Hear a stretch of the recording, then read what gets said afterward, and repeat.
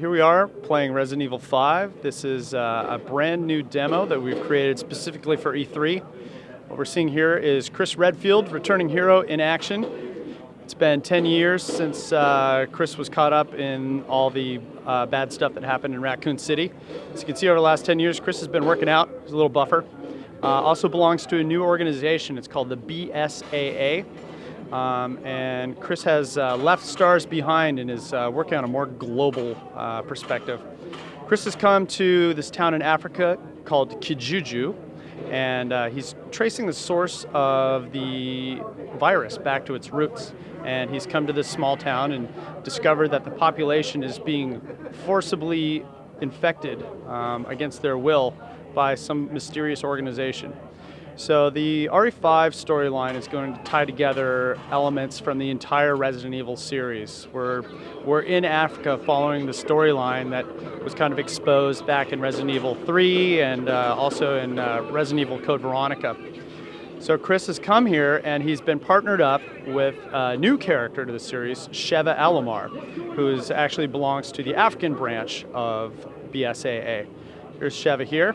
This is showing co-op in action. So Resident Evil 5 is designed as a co-op game.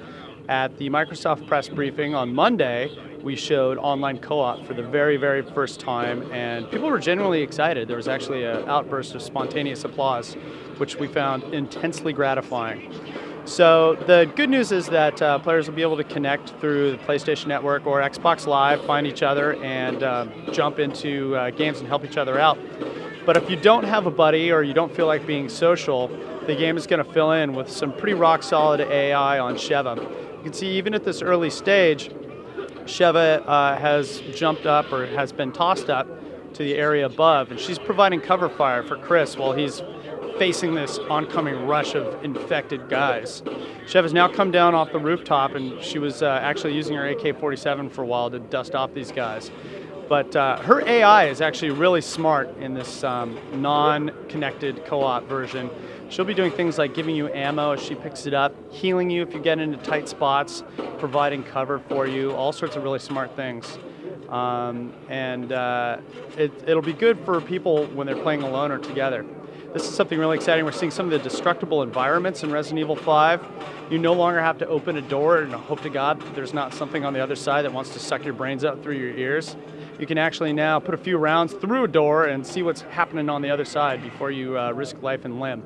The destructible environments, range from the very small things like boxes or piles of fruit that you can shoot at and amusingly watch roll around the environment, to larger things such as entire walls on buildings. We see on one of the other levels here when one of the bigger bad guys in the other level actually has this ginormous axe/hammer, and he can actually smash it through the walls and knock you down if you're on the other side unsuspecting.